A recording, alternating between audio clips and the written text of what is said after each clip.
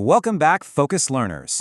Okay, so if you've ever felt like mastering English articles is like trying to crack some ancient, impossible secret code, well, trust me, you are definitely not alone.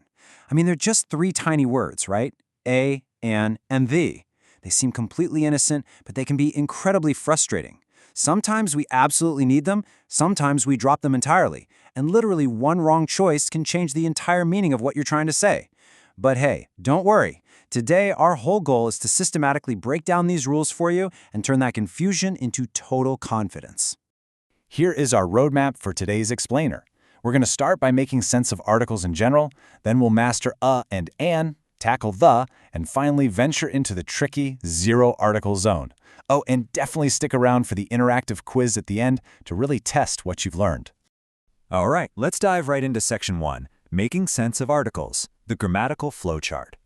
So at their core, articles are really just function words. Technically, they act like little adjectives that define a noun as either specific or unspecific. Now, they don't have an independent meaning on their own, and honestly, in a lot of languages around the world, they literally don't even exist. But in English, they are absolutely essential indicators. They tell your listener exactly how they should understand a person, place, idea, or object. And you know, if you look at the flowchart we have here, it kind of proves how logical English can actually be if you just follow a system. When you're trying to decide which article to use, you really only need to ask yourself two primary questions. Number one, is the object definite or indefinite? In other words, do both you and the listener know exactly which specific thing we're talking about, or is it just, one of many? And question two, is the noun countable or uncountable? It's kind of like a giant puzzle, but following a flowchart like this one from the Connors Writing Center will seriously help you identify the correct article about 80% of the time. That is huge.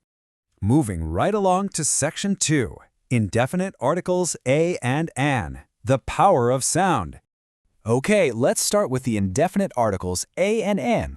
We use these when we are talking about something for the very first time or when we're referring to a non-specific singular item. Now, remember this golden rule because it's absolutely crucial. In English, a singular countable noun almost never appears entirely by itself. You can't just walk up to someone and say, "She is architect," or "I saw dog." No way. You need that little article to anchor the noun. But how do we actually choose between a and an? Well, the secret, and a lot of people get this wrong, is to focus purely on the sound, not the spelling, the sound. We use a before words that begin with a consonant sound, like a dog, and we use an before words that begin with a vowel sound, like an elephant. But look closely at the tricky examples we've got here. We say a university. Why? Because even though it starts with the vowel letter U, it actually starts with a consonant Y sound, university. On the flip side, we say an hour because the H is completely silent, meaning the word starts with an ow vowel sound. So remember, sound over spelling every single time. And this brilliantly illustrates the most common buckets where we consistently rely on indefinite articles. Whenever you introduce a completely new singular object, like saying, "I saw a car," you use a.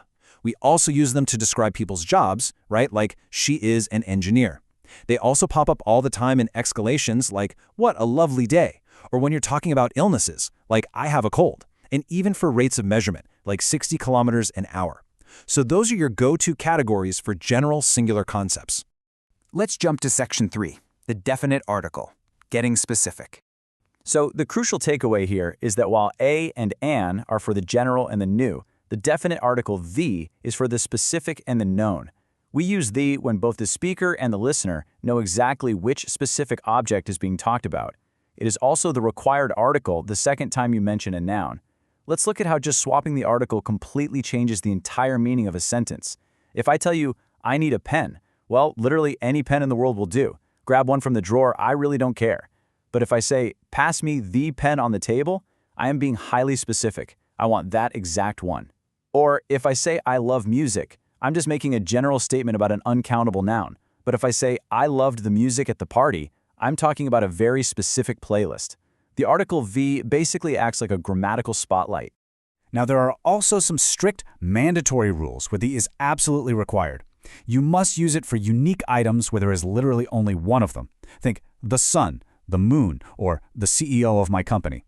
It is also completely required before superlative adjectives. And if you think about it, why? Well, because if you say something is the biggest planet, that superlative instantly makes the noun unique. I mean, there can literally only be one biggest, right?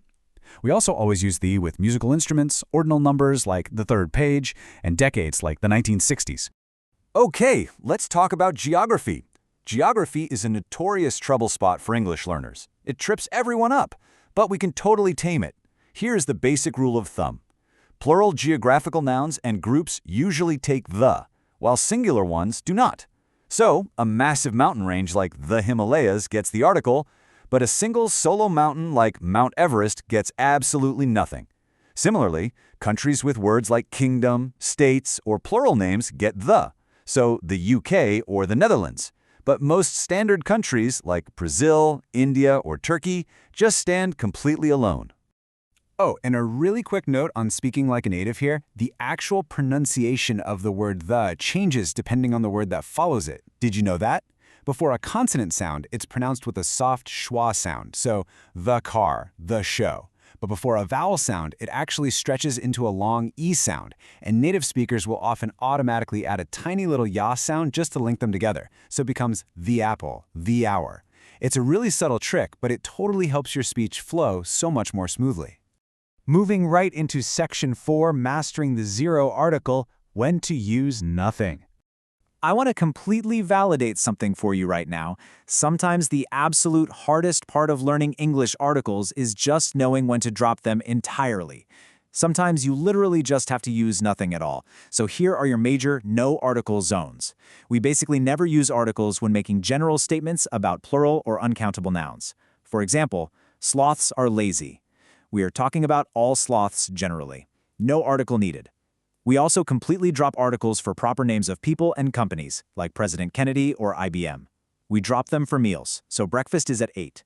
We drop them for days, months, years, languages, school subjects, and even sports. You do gymnastics, not the gymnastics. And actually, I want to point out a very common pitfall right here.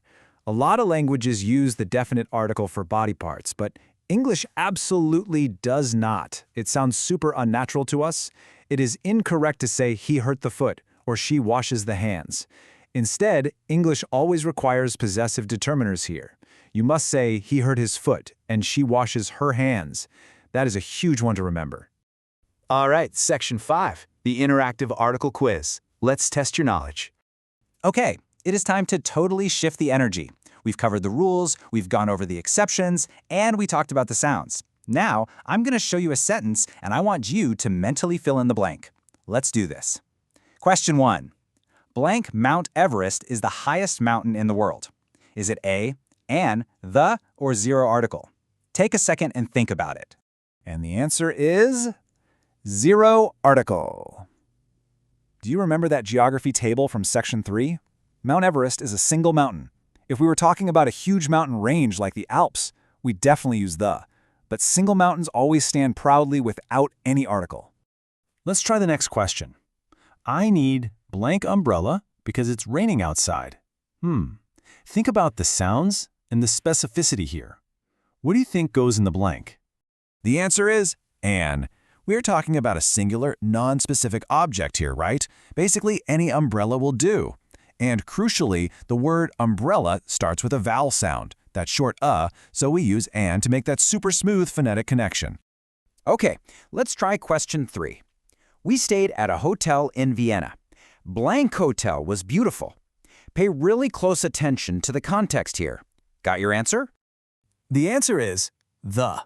Now, why is that? It's all because of the second mention rule. In that first sentence, we introduced a hotel for the very first time. But by the second sentence, both the speaker and you, the listener, know exactly which specific hotel in Vienna we're talking about. That instantly switches it over to the definite article, the. All right, here is the final trick question. Did you know she is blank university student? Keep in mind the absolute golden rule of pronunciation we talked about earlier. The answer is A. Seriously, give yourself a massive pat on the back if you successfully navigated that trap. I know it's sneaky. Even though the word university starts with the vowel letter U, it actually begins with the consonant sound U. Sound over spelling every single time, guys. To wrap up today's explainer, I really want to leave you with this fantastic quote from our sources. Learning article usage successfully is like attempting to crack a secret code, but instinctively you will begin to feel and use it. And honestly, that is so incredibly true.